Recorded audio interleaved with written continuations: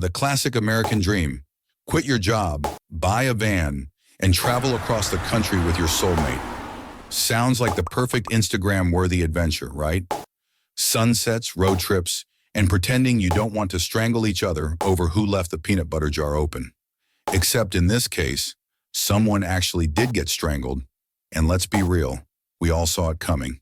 Meet Gabby Petito and Brian Laundrie. They were just your average young couple, documenting their #van life on social media while secretly hating each other's guts. I mean, have you ever lived in a van with someone for months?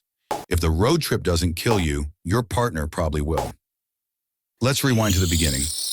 Gabby Petito and Brian Laundrie, two kids from Blue Point, New York. They met in high school and Brian claimed it was love at first sight. Young love. So full of promise and red flags.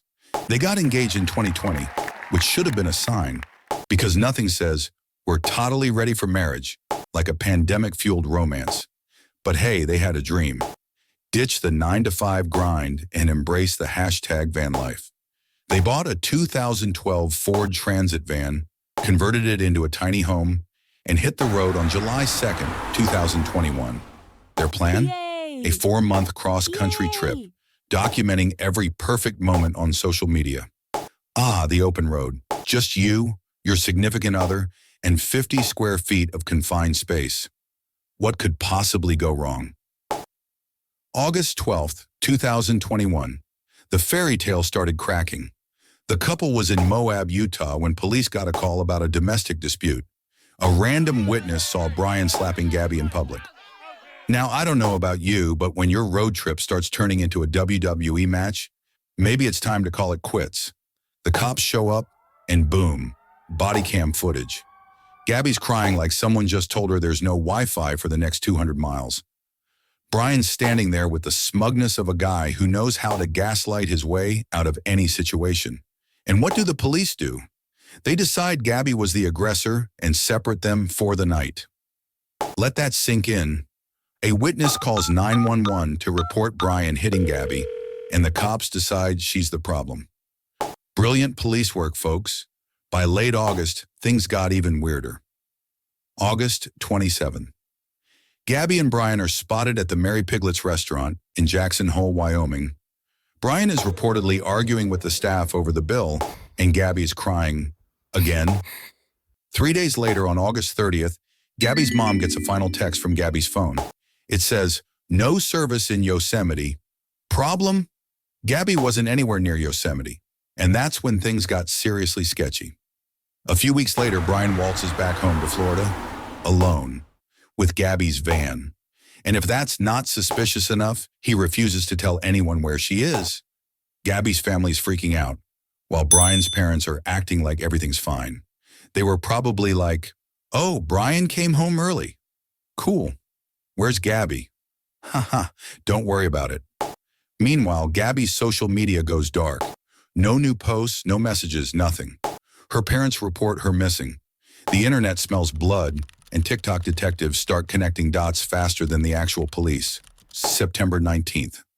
Authorities find Gabby's body in a national park in Wyoming. Cause of death? Strangulation. Congratulations, Brian. You just made it into the True Crime Hall of Fame, right next to OJ and Ted Bundy. And what does Brian do? Does he face the music? Turn himself in? Nope. He goes on the lam, disappearing like a magician who really doesn't want to do jail time. His parents? Silent. The police? Confused. The media? Losing their minds.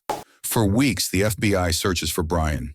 Even the bounty hunter gets involved, because apparently this case wasn't already a reality TV episode.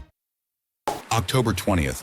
Brian's remains are found in Florida's Myakkahatchee Creek Environmental Park. Cause of death? Self-inflicted gunshot wound. Nearby, they find a notebook where Brian confesses to killing Gabby, because nothing says "I'm sorry" like a handwritten note next to your decomposing body. And just like that, the case is closed. No trial, no justice. Just a lot of unanswered questions and 2 grieving families. But the internet? Oh, it never forgets. People are still debating. Did Brian's parents help him escape? Did the police fail Gabby? Should we be more afraid of men who own white vans? Brian's parents didn't report him missing until days after he left, leading many to believe they were helping him avoid capture. And let's not forget, the area where Brian's remains were found had already been searched before. But somehow his dad discovered his son's belongings within 30 minutes of joining the search. Isn't that concerning? Gabby's family starts the Gabby Petito Foundation to help other families find missing loved ones and raise awareness about domestic violence. Meanwhile, the internet continues to dissect every detail, turning tragedy into true crime entertainment. So what's the takeaway here? Maybe it's that social media isn't real life, or that living in a van with your significant other is a terrible idea. Or perhaps it's that if your partner starts acting like Norman Bates, it's time to run. Stay safe out there, folks.